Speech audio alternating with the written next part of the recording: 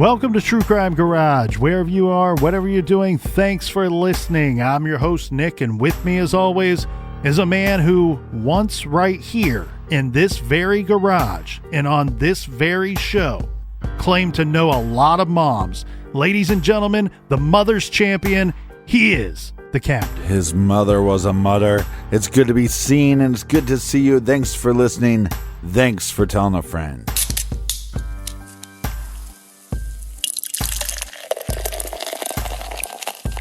In the garage today, we still have some Mom Jeans. Mom Jeans is a double milk stout with coffee and vanilla. If you ever wondered what your favorite stout would taste like wearing silk pajamas, well, the wait is over. Grab a 4-pack of Mom Jeans Pints Garage Grade 4 caps. And you know who looks really good in some Mom Jeans, Captain? Our friends right here. Cheers to Josh and Jesslyn in Nashville, Tennessee. And a nice jib to Angie in Rush Hill, Missouri. Here we have Atina sending us a big cheers from San Francisco. Atina Bobina. And a big shout out to Robert in Pacifica, California. Next up, we have a cheers to Christina Agostino and Beautiful Parts Unknown. We would like to thank Christina for being a long-time listener, and a happy Mother's Day to Christina. Your boy Brennan loves you. And here's a cheers to all of the good moms out there. And most importantly, a big cheers and a I love you, Mom, to my mother. Happy Mother's Day. Yeah, thanks for filling up the fridge for our BWERUN beer run. And just a reminder for everybody living in parts unknown, we don't have many rules, but one of our main rules is you have to wash your parts unknown. So if you're going to live here, you better follow the rules. And Colonel, that is enough of the business. All right, everybody gather around. Those who have washed, grab a beer, grab a chair, grab a beer. Let's talk some true crime.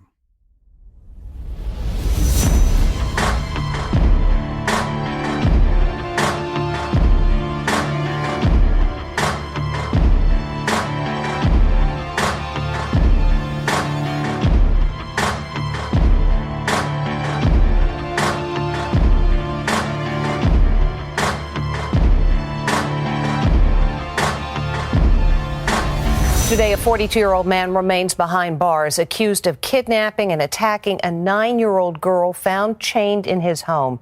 He's also being investigated in connection with the murder of 2 8th-grade girls 4 years ago. We spoke with some of his family members who told us flat out he's evil. He's a monster. Exactly. He is an absolute evil person. He's talking about his own brother, James Chadwell, who is accused of imprisoning a 9-year-old girl in his basement and is under investigation in the unsolved murders of teens Libby German and Abby Williams in 2017. Do I think that he's capable of that kind of crime? Absolutely. Absolutely. He's shown numerous times, not only to his friends, but his family as well, that he has that kind of evil streak to him. Chadwell's stepfather also fears the 42-year-old ex-con may be the mysterious figure caught on Libby's cell phone approaching them on an abandoned train trestle in Delphi, Indiana. Is he capable? Probably. And should they let him back out on the street? Not ever. Throw the key away this time. Chadwell's brother Ashley says James tried to drown him when he was 4 years old. He is absolutely capable of killing someone. Chadwell has been in and out of jail since he was a teenager. I also just really don't like people. I have dogs. His body is covered in tattoos. One across his chest says rebellious. But this is the tattoo that's drawing a lot of attention today. Some see an uncanny resemblance to slain Libby German. Look at them side by side. His brother says that's a relatively new tattoo. I really don't think that he had that tattoo when he got out of prison. This is a virtual reality reconstruction of the moment Libby and Abby were approached by the suspected killer. It was made by Crime Door, an app which recreates the scenes of notorious crimes. There's Libby bravely capturing the stranger on her cell phone. Now, could investigators finally be closing in on an arrest? He should be locked up and never let loose again because he's a monster.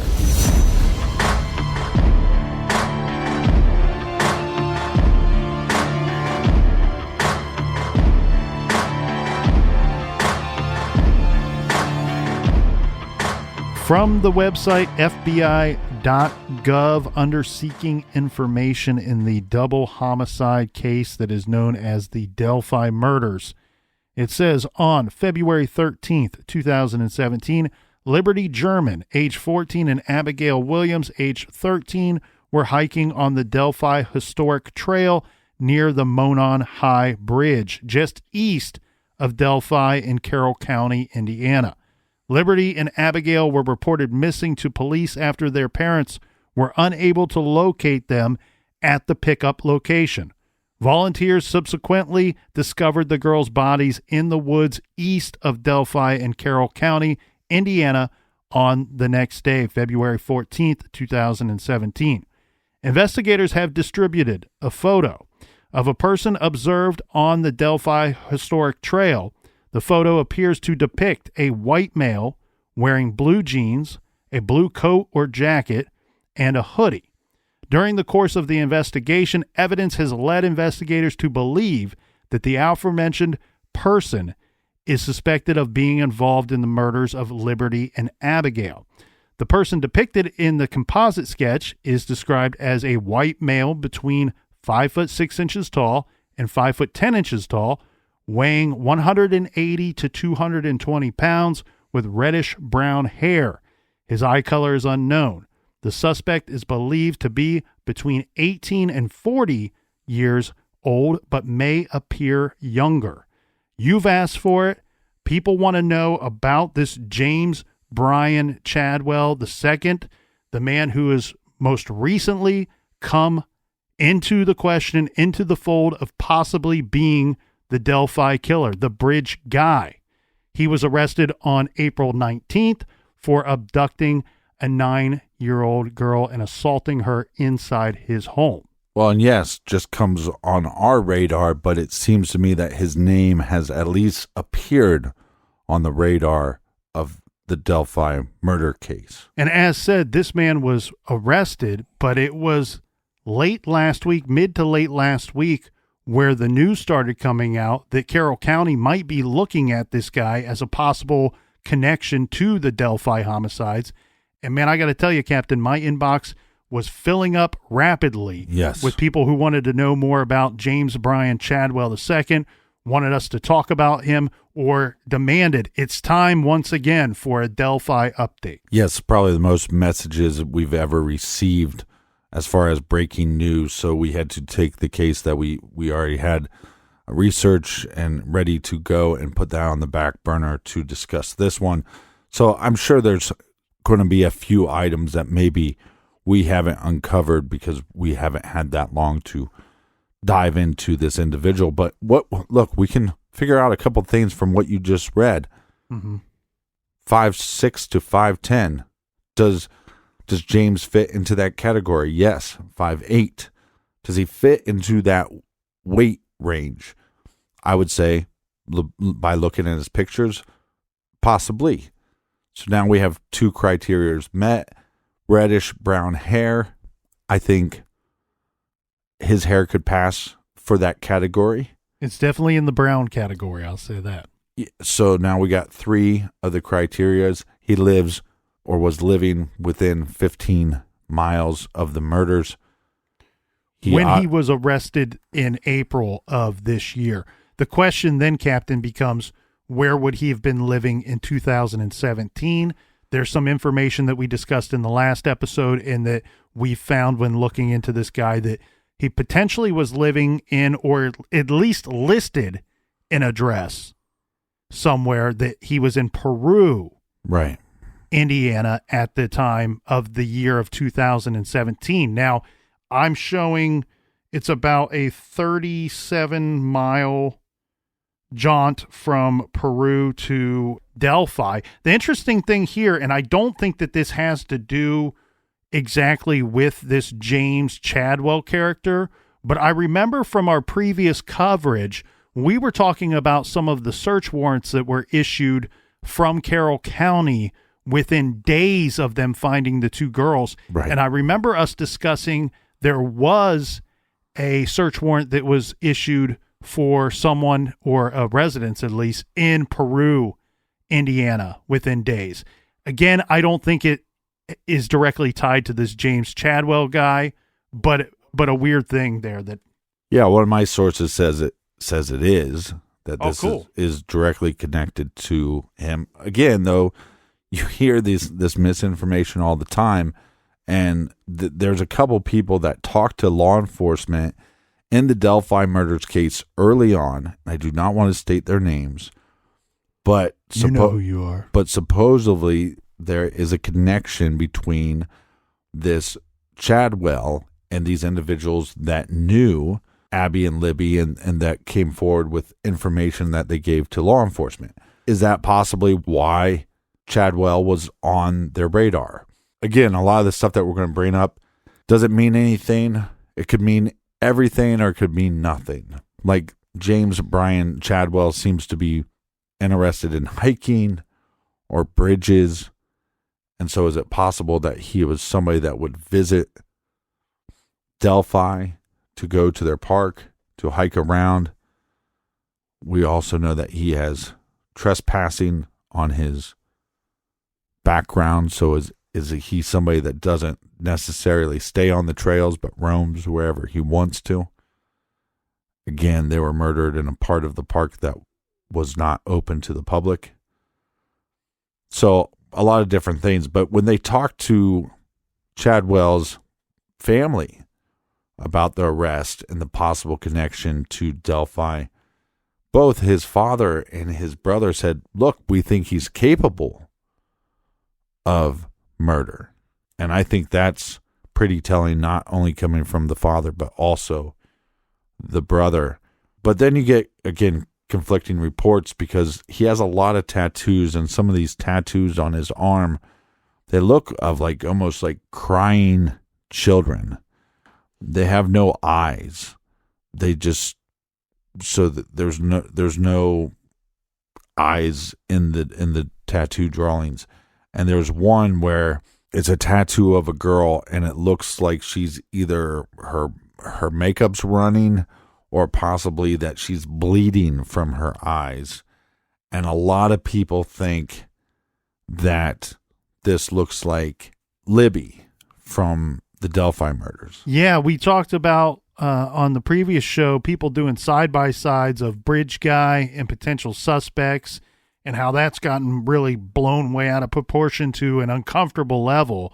But I've seen side-by-sides of Libby German and this tattoo on this despicable human being's arm. And people saying, hey, is this a tattoo of Libby German? And one person even posts, someone explain this tattoo, please. Someone that knows this man, who knows Chadwell, please tell us who the girl on his arm is, if not Libby German. Now, well, a couple things. One, I'll post that picture on our Instagram. Look, anytime we cover a case, we post a lot of pictures from the case on our Instagram or Facebook, and you can find those on any of those platforms at True Crime Garage. When I look at it, again, it doesn't look unlike Libby German to me, but it also looks so very plain and nondescript that I don't know that we could say that it is her. The tattoo to me almost looks like a character of some type, rather than, hey, I know the love of my life is Julie. Could you put a picture of, draw a picture of Julie on my arm? Well, this guy is, he's a douche. And look, so he has these weird tattoos. Why would you put that on your body? Look, I like tattoos. I think people should have the freedom to put whatever they want. Draw a bunch of penises if you want and put it as tattoos all over your body. I don't care. But this becomes a little suspicious. Now, the claims I heard was he had this tattoo going all the way back to 2016. Obviously, would that be of Liberty? I would say no, if that was the case. But when they talked to his brother about this tattoo, his recollection is no, he did not have that tattoo until later, until after he got out of jail the last time. It looks like to me something from some form of entertainment. I can't really put my finger on it. I feel like it's something from a cartoon, from character. A comic book or a cartoon or a movie, something of that nature. It's still just odd. Again. Well, it doesn't help his case. Could mean anything, could mean nothing. I mean, this guy's scum. Yeah, and we read through the charges that it sounds like he's going to be charged with in the April 19th incident. So, yeah, he is scum, and regardless of how long that list of charges are, some of those charges are going to stick. We know that. Thank God there was a survivor. The person he intended to hurt, harm in whatever manner that was, whatever his intent in fact was, she survived. She will be able to testify against him. She will be able to stand up in a court of law and point across the room and say, that is the man that abducted me. That is the man that attacked me. And in her opinion, which should be 100% validated, she says he was going to kill me. Yeah, and in my personal opinion, that's not even going to happen. They're not going to go to trial. I mean, the fact that he has the added habitual charges, habitual offender charges that he'll be facing. I think you were saying something like 5 to 20 years extra. They're not going to go to trial. They'll make a deal, which is interesting. Well, maybe. I mean, depending on what his representation is. If you got a strong case against the guy and you think you got a slam dunk, there's no need to deal with this dude. You drag his ass into court and you charge him with all the charges you think you got a slam dunk with, and you put him away for as long as you possibly can. No, I understand that. But because of the habitual offender charges that ramp up the amount of years, they can decide to make a deal so they don't have to put this 9-year-old through a trial. And I think that's what they'll do. I think that's the responsible thing to do. Because what I'm saying is they have that ace in their back pocket. Oh, by the way, we're charging you with these 5 or 6 counts, but on top of that, we can get you another 20 years. And we'll put this girl on the stand and we'll get the 20 years extra, or we can just not have her be on the stand and we just won't we won't put the icing on the cake. We won't throw on another 20 years. But he's looking at life in prison pretty much no matter what. I don't think so. I mean, it could be. I think what I read was 20 to 25 years. But again, this news is all coming out rapid and pretty fast. And you see, I saw higher. But yeah, who knows? I mean, and so there's all these, again, back to the tattoo. Some people are saying he got it in 2016. His brother's saying, I don't think so. I think that it's a lot newer. Does it match her? I think I'd say yes. But again, is it kind of just a generic idea of a tattoo? So I don't know how much is there. I put more weight to the fact that this guy is interested in spending time outdoors and going to different parks, and he has several pictures of him on a bridge. That's just not something that you're going to find on everybody's Facebook page. I also think that this guy doesn't have a lot of friends. So I just don't think there's going to be a lot of sources you can go to be like, do you know when this guy got this tattoo? Do you know where he was at on this date? I just don't think there's going to be enough sources to go on, because I think this guy is such a piece of shit that he's probably basically alienated himself from most people in his life. Well, and he's had some time in and out of jail, in and out of prison in his adult life, which hopefully got in the way of his social life. Yeah, and hopefully stop some of his criminal activity. But let's see, what else is a good match for Chadwell? Well, you talked about some of the physical descriptions, how they match up, potentially match up or fall within the realm of, and we didn't get to his age. So, they say they're looking for someone 18 to 40, might look younger. He certainly falls in that range. He's 42 years old and was arrested on April 19th of this year, but we got to keep in mind this is 4 years after the fact of the Delphi double murder. So he would have Right. been 38 at the time. And I do believe my humble goat opinion is that he does look a little younger than his actual listed age here. So he does. I agree. It's a big window they gave us to work with, Captain, but he does definitely fall inside that window. And you and I think does look a little younger than his date of birth. Yeah, it's a tricky one because there's so much, and maybe it's just because there's been so many, and I couldn't name them all, and I couldn't tell you how many times in the last 4 years that all of a sudden I'm getting notifications on Twitter, some on Facebook, then next thing you know, text messages, emails.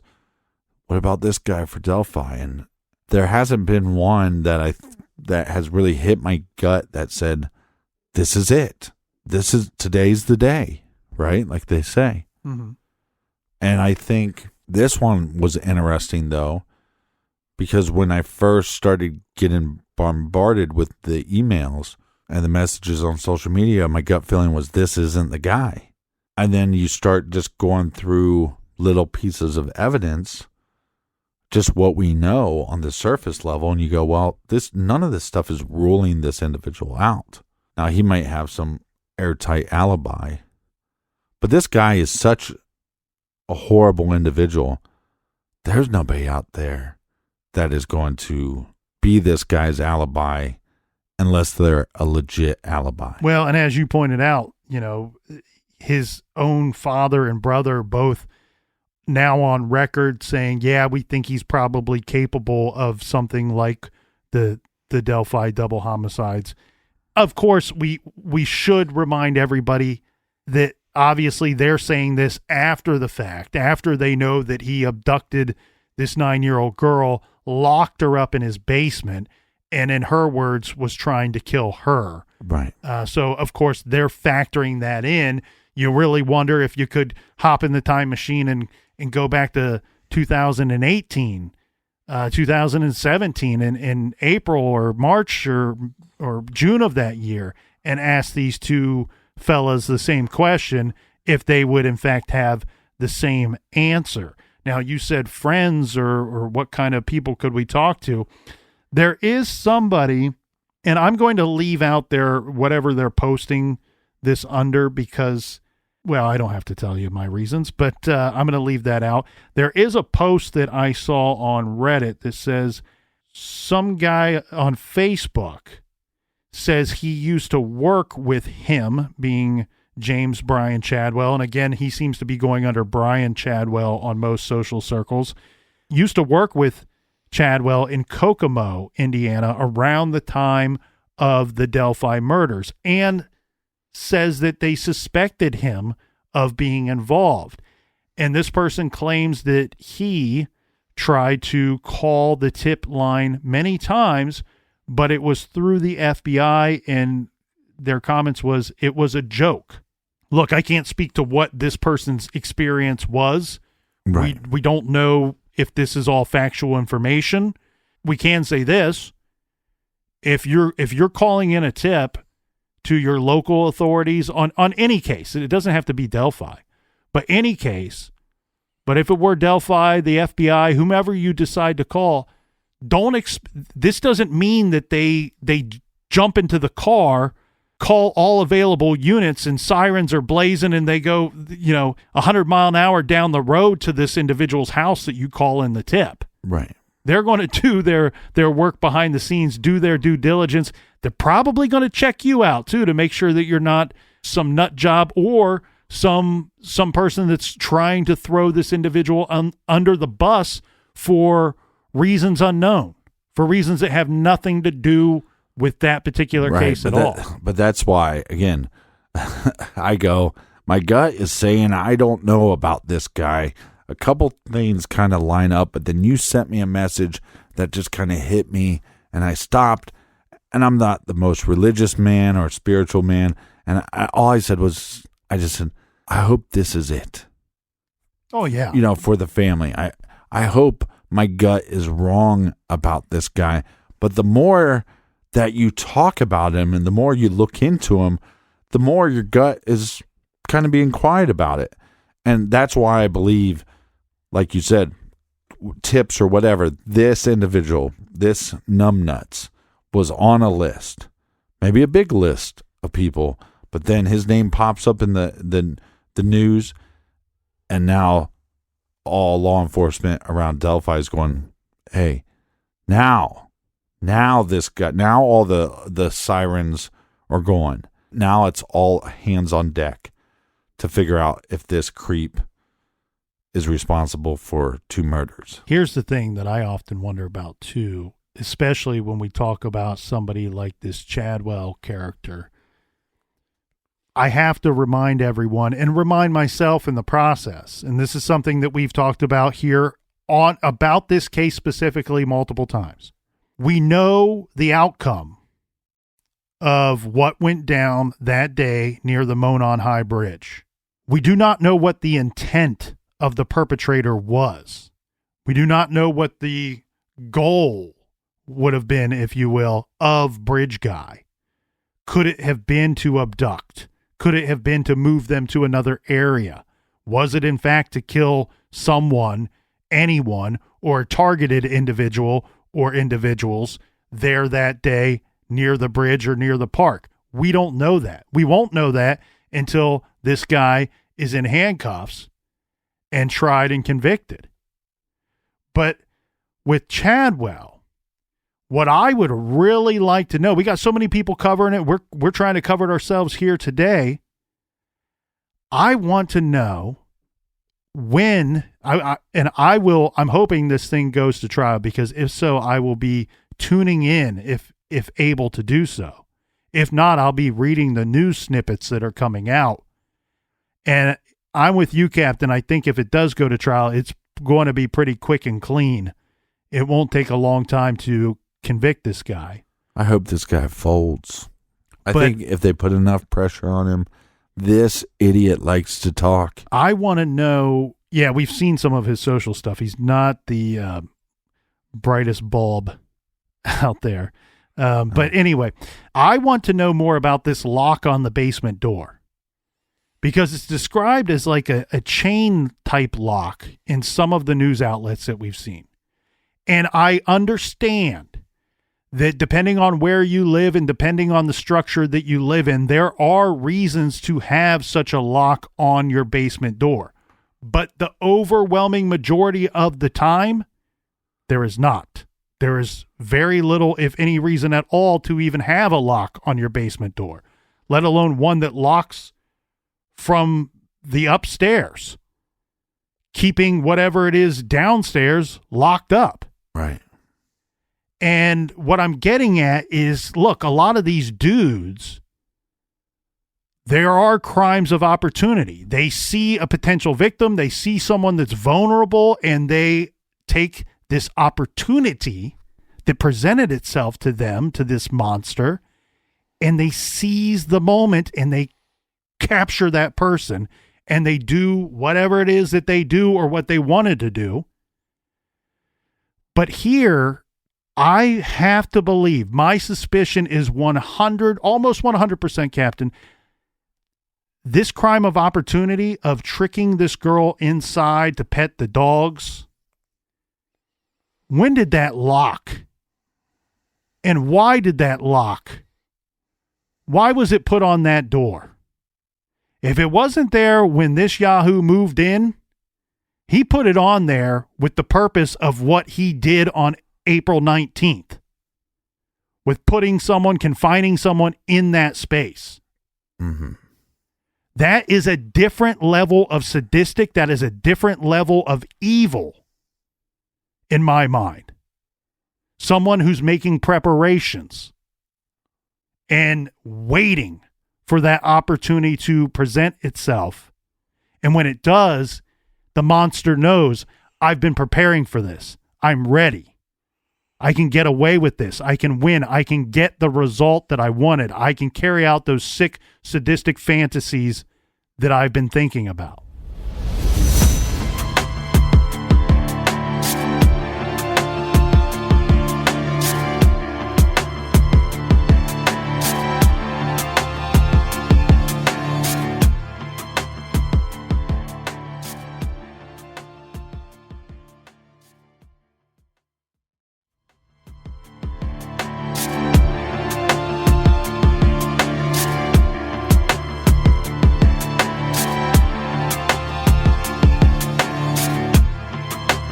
All right, we are back. Cheers. Please, we want to hear from you on Instagram, Facebook, Twitter.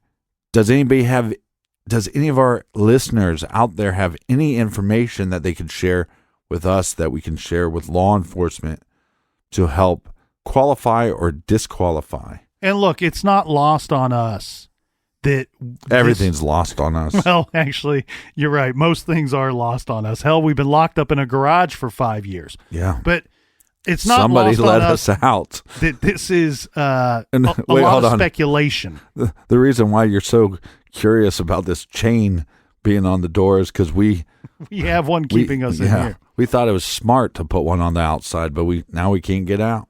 And so we understand this is a lot of speculation. What does him posting that I've slept under a bridge for 5 days, 10 days, whatever he said. Hey, I'm out camping. Hey, out enjoying the outdoors with the nice bonfire. Oh, he's got this tattoo. You know, people go, are these tattoos of girls crying on his arms? And, you know, there's a hot debate over, did he have these tattoos in 2016 before the Delphi murders? Did he not have them until after the fact? There seems to be people posting stuff that would argue that either way. I think he could be Bridge Guy and the tattoo have nothing to do with that case at all, with that murder at all. No, I agree. And I think here's where I'm at with old Chadwell is, one, I think we should light his face on fire and put it out with a shovel a couple times. I mean, that wouldn't be killing him. And just see if he'd start answering our questions after that. But since we're not allowed to do that because that's illegal in this country, where I'm at with him is I haven't found a no yet. Height, hair color, weight, proximity, a lot of different things. There's no yet as far as to throw him off the list. I mean, if you came back and said, well, he's 6'8", I'd go, okay, we'll throw him off the list, right? But there's nothing that's sticking out to me. I don't know if there's anything sticking out to you. Well, no, there's nothing sticking out as a no for me, and there's nothing, that says a 100% yes as well. Again, he's just Agree. The newest guy in a growing list of suspects. And you know what? For those that hate speculation, whatever, that's fine. I get it, because there is a lot of bad speculation out there in a lot of cases, and in a lot in this Delphi case as well. But all of these people that have ended up on this suspect list, and again, it is a suspect list that's been compiled by the public and the press and the media, not so much law enforcement, other than law enforcement has, with every one of these guys, said, yes, this is an individual we are aware of. Yes, this is an individual that we are looking at a link between our case and what this guy has done. But every one of these people deserves to be on the Delphi suspect list. It's a list of shit, okay? Of shit people. Yeah, it's just frustrating. And I hope, I was kind of hoping that maybe after the weekend, because, the arrest happened, last Monday? So I was hoping, hey, in 7 days, maybe we would know a little bit more. Or maybe he would start talking, because, again, he seems to be a person that doesn't mind talking. But my other issue with him being a talker is I think a lot of the stuff that he posts on social media is complete horseshit. Where I think he says all this stuff about, he talks constantly about wanting a real woman, and a real woman's over the age of 30. Okay, so you're saying you want a real woman over the age of 30, but you're going to rape a 9-year-old. His actions don't line up at all with some of his words. And we talk about speculation, Captain. I do want to point out some, look, again, we don't know the answers to what went down that day in Delphi. We won't until this thing is solved and someone is convicted. But I've seen some silliness. There's always been some silliness with some really out there kind of wild theories in Delphi. I'm always very off put when somebody is recommending that somebody that looks like Bridge Guy, this could be the guy because he looks like him, but he lives in California and he's lived there for the last 20 years. Never even been to Indiana. Couldn't even find it on a map. Yeah. But one of the new silly things that are coming out, and this is all Chadwell related, is that some people are speculating that Bridge Guy is holding a puppy or multiple puppies under the jacket, under the blue coat. I've even seen it suggested that that's why they took a video of this guy rather than calling 911. Look, again, we don't know the answers, but that seems like an interesting thought and theory to have. Well, look, I mean, we've always questioned DNA, but I would say that if you're an avid pit bull lover and a pit bull owner, guess what you normally have on your person? You have pit bull hair. So would they be able to find any kind of dog hair at the scene of the crime? Right. They might have that evidence. That would be almost as good as having DNA. Any kind of domesticated animal hairs at the scene would be interesting to know of.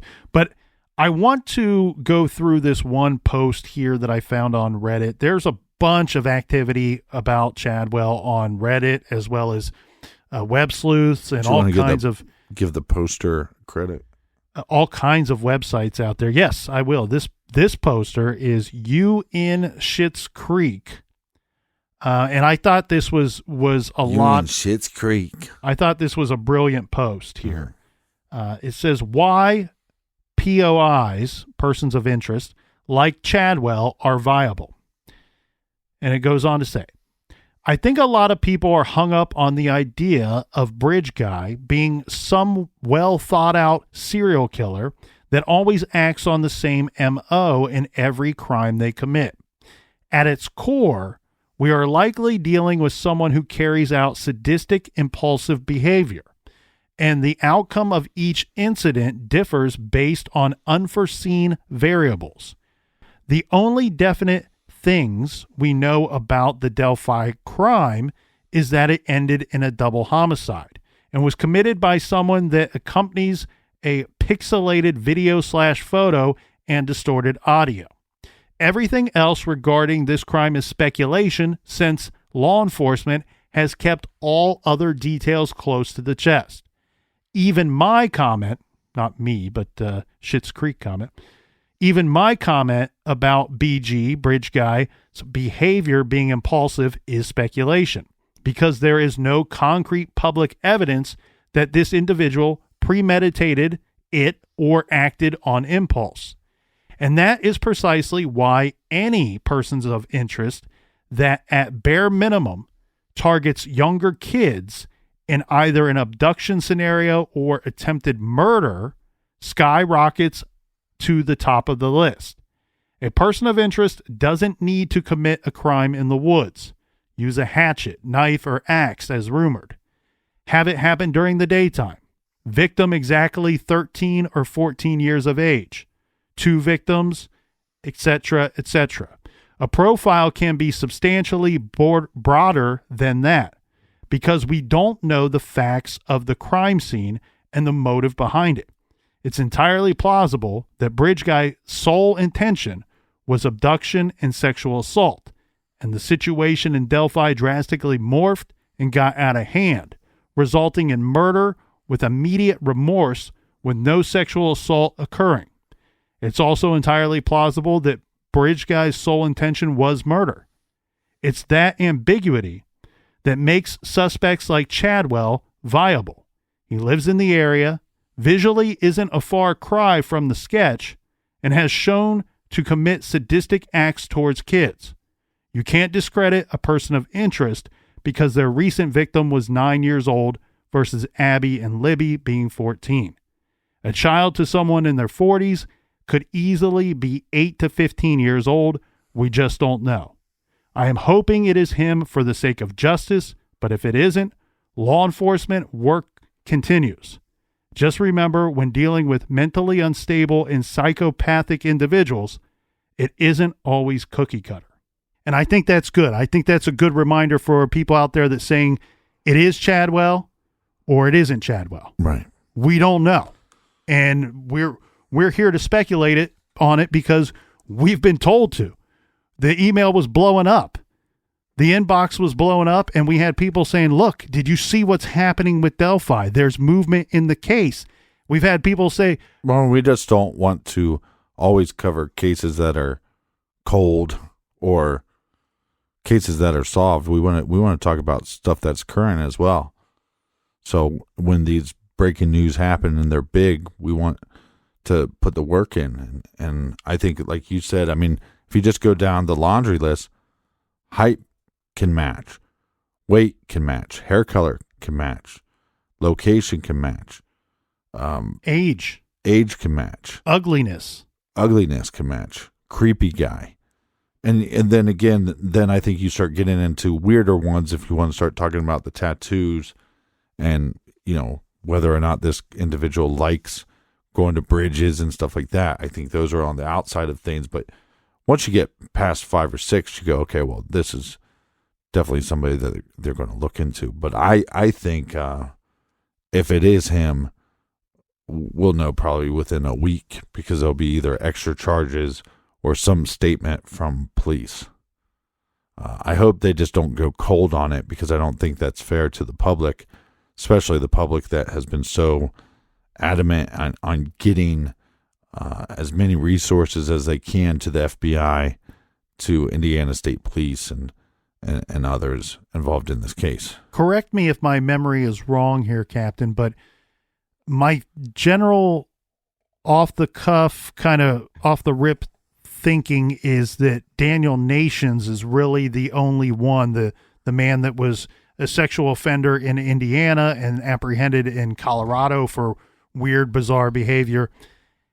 He's the only one that I recall them not saying that they cleared, but I think they had some remark of like, well, we're moving on from Daniel Nations. Yeah, I want to say that Carter said something to the effect of, he's not somebody we're interested in at this time.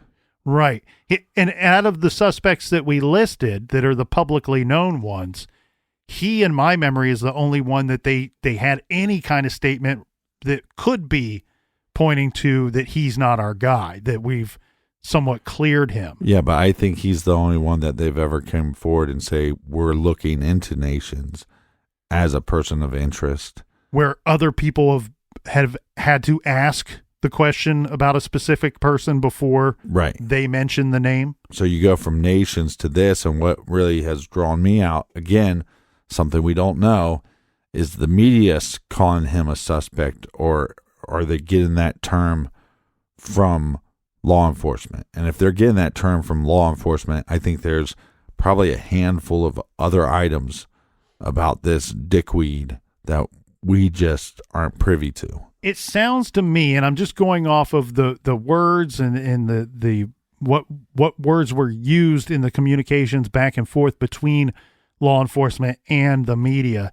It almost looks like simultaneously, Captain, that the media suspected Chadwell, and as soon as they reached out to law enforcement, they're saying, yeah, this is somebody that we've been made aware of and we're looking at.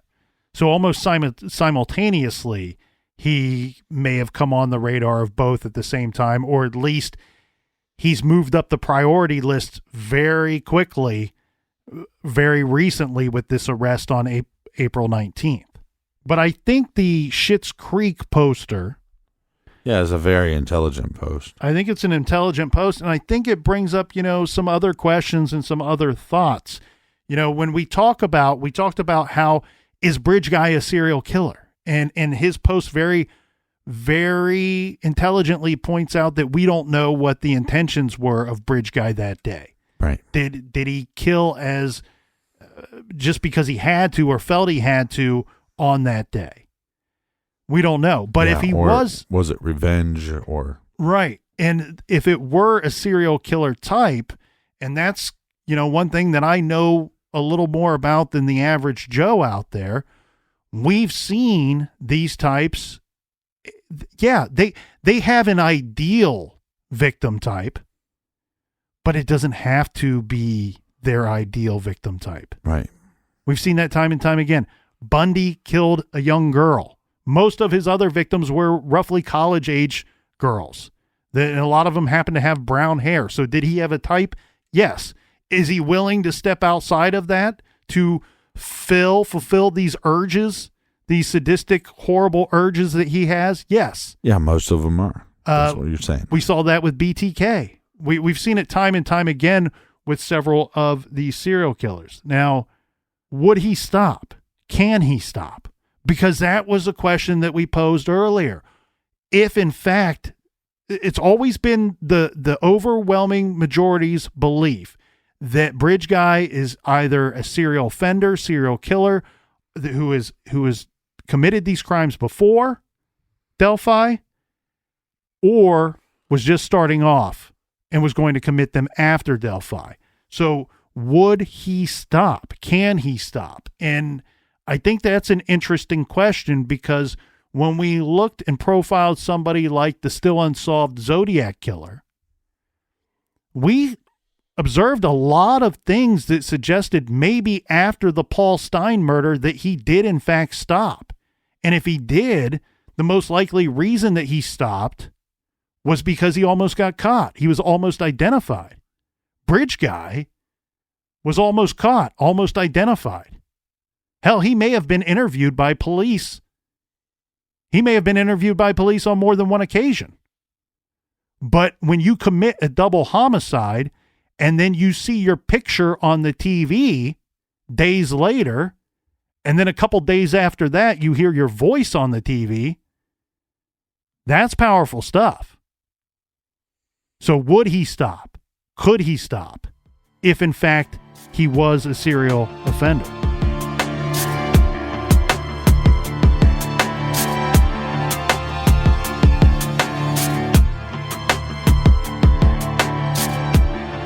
Thank you so much for listening. Thanks for subscribing and telling a friend.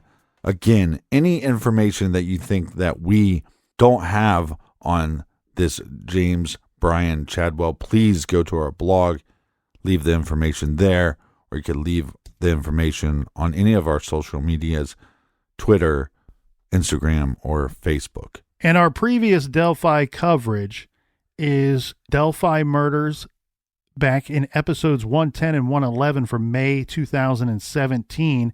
We covered it again in July of 2019 with a 4-part series. And last year in 2020, we had a Delphi murders discussion. And then just a couple months ago, Captain, Delphi murders 4 years later, episodes 468 and 469. That was in March of this year. Also, we have Kelsey German, who is Libby's older sister. She was, in fact, the one that dropped the girls off that day near the Monon High Bridge. She recently had a tweet that was in regards to the arrest and suspicion that now surrounds James Brian Chadwell II. And she said that there's a resemblance. Okay, there was a resemblance with DN, CE, PE, TB, and several others, obviously listing some other public media suspects. You can see these people in a simple Google search of the girls, she says. They all did bad things, but they weren't our bad guy. Imagine if every time someone sent me a picture or a name of a person, I got my hopes up thinking that could be him. I'd still be sitting here brokenhearted, but with no hope left and even more devastated.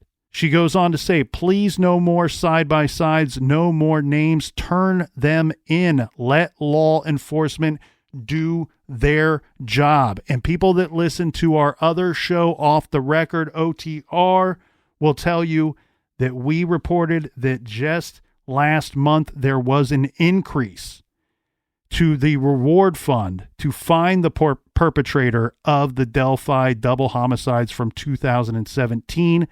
An anonymous donor contributed $100,000, bringing the total in the reward fund to $325,000 to turn in Bridge Guy, to make this arrest and make this conviction stick. If you want to submit a tip, again, they prefer that you use the email, which is Abby and Libby tip at CACOSHRF.com.